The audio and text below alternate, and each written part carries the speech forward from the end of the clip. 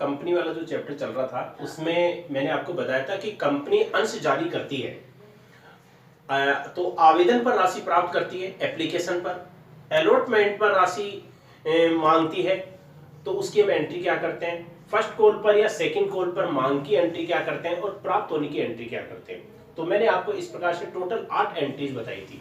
8 entries कब होती है, जब इसमें कॉल है 2 होती है, फर्स्ट कॉल भी होती है और सेकंड कॉल भी होती है। अगर एक ही कॉल होती है तो फिर 6 एंट्री करनी पड़ेगी। तो मैं आपको इस पैटर्न का एक छोटा सा इलस्ट्रेशन बता रहा हूं। आपके बुक में थर्ड इलस्ट्रेशन है, पेज नंबर 189 पर, 189 पर थर्ड इलस्ट्रेशन है। इसमें देखा है कि कंपनी के द्वारा 10 रुपए वाले 20,000 इक्विटी शेयर जारी किए गए। जनता में 20,000 इक्विटी शेयर जारी किए थे और अंश का मूल्य कितना था, 10 रुपए। कंपनी के द्वारा जो पैसा है 10 रुपए कैसे मांगा गया, टुकड़ों मांगा गया। 3 रुपए तो आवेदन पर यानी कि एप्लीकेशन पर, और 4 रुपए अलॉटमेंट पर मांगा गया है, और शेष राशि मांग पर।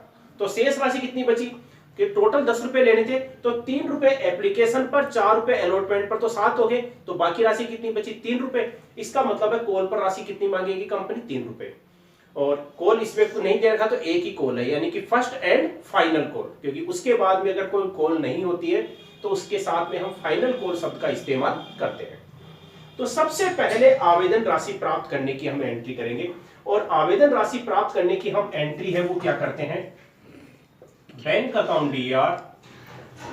अच्छा, इसमें अंश का नाम दे रखा है इक्विटी शेयर, तो लिख देंगे bank account Dr to equity share application,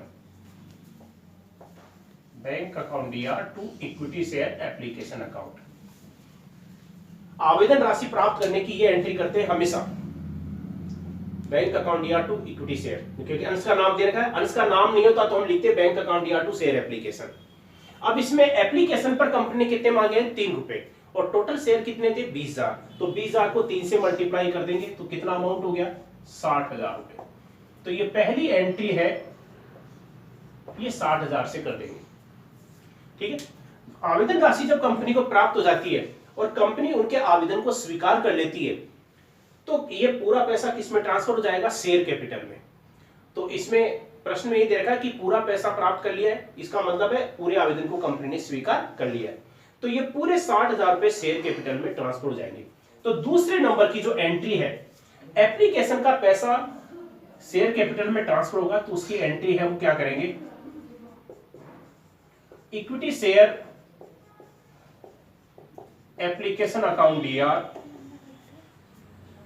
to equity share capital.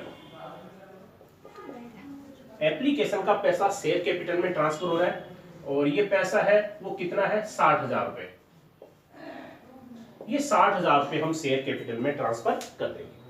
तो ये हो जाएगी आपके दूसरे नंबर की, ये पहले नंबर पर एंट्री, ये आपके दूसरे नंबर पर एंट्री, क्योंकि पूरा आवेदन स्वीकार कर ले तो पूरा पैसा ट्रांसफर होगा। अगर आवेदन कम स्वीकार करते तो जितना आवेदन स्वीकार करते उतना पैसा शेयर कैपिटल में ट्रांसफर होता है।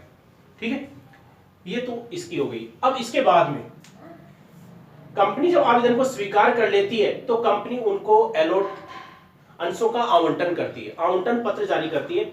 और कंपनी जब उनको आवंटन पत्र जारी करती है, उसी समय पर कंपनी कुछ धनराशि की मांग और करती है, जिसे हम कहते हैं अलॉटमेंट मनी। तो कंपनी ने इसने अलॉटमेंट पर कितना पैसा मांगा है, 4 रुपए। तो अलॉटमेंट आएगा तो हम एंट्री क्या करेंगे, तो उसकी एंट्री करेंगे equity share allotment account Dr to equity share capital.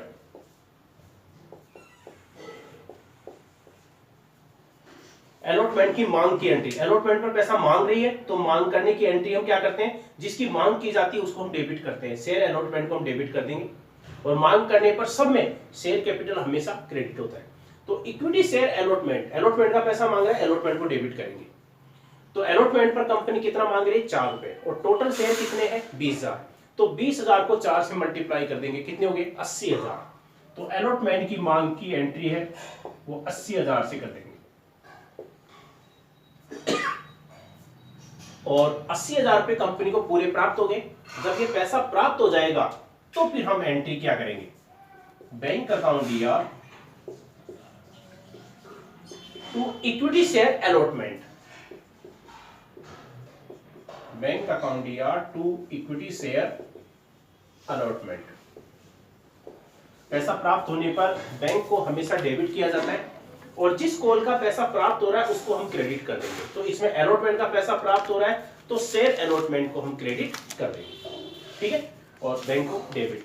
तो इसमें 80,000 रुपए मांगे थे, पूरे 80,000 रुपए प्राप्त हो गए, इसलिए बैंक वाली एंट्री है वो भी हम कितने से कर देंगे, 80,000 से कर देंगे, ठीक है। ये हो गई आपके अलॉटमेंट। अब इसके बाद में देखो, इसके बाद में दे रखा है कि शेष राशि मांग पर। तो मांग का मैंने बताया था कि 3 रुपए एप्लीकेशन पर प्राप्त कर लिए, 4 रुपए हमने अलॉटमेंट पर मांग लिए, अंश का मूल्य कितना था 10 रुपए। तो 10 रुपए में 7 रुपए मांग लिए, तो शेष राशि कितनी बची 3 रुपए। तो अब कॉल पर पैसा है वो कितना मांगा जाएगा 3 रुपए। अच्छा, इसमें एक ही कॉल है, सेकंड कॉल नहीं है, तो जिस कॉल के बाद में और कोई कॉल नहीं है उसके साथ में हम फाइनल कॉल सब का इस्तेमाल करेंगे। तो हम क्या लिखेंगे, फर्स्ट एंड फाइनल कॉल। तो पहले मांग की एंट्री, तो मांग की एंट्री करेंगे,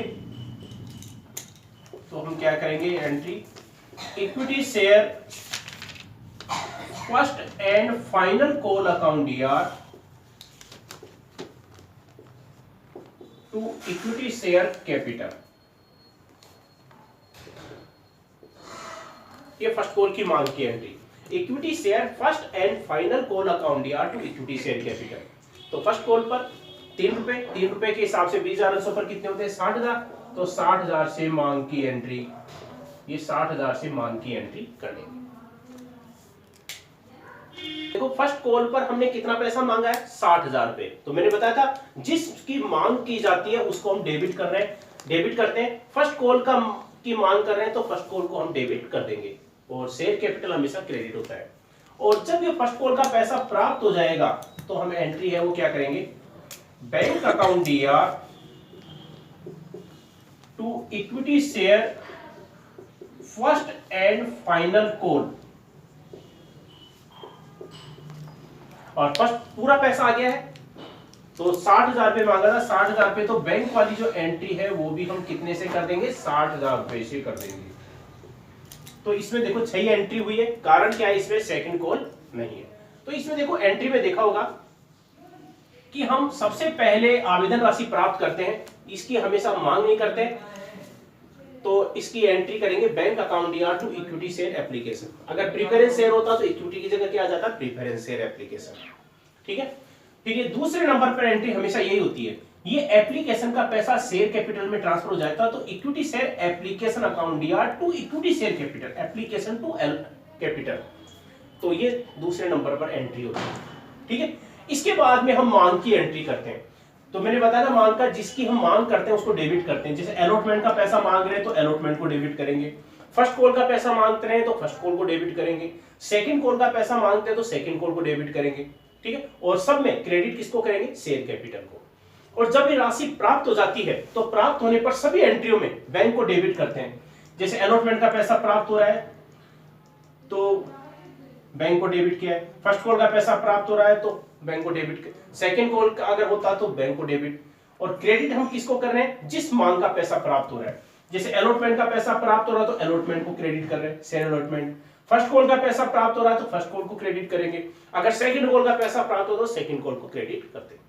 तो ये मैंने आपको बताया था, इसका थर्ड इलस्ट्रेशन आपके बुक में पेज नंबर 189 पर छोटा सा 6 एंट्रीज थी, इसको आप एक बार फिर से देख लें।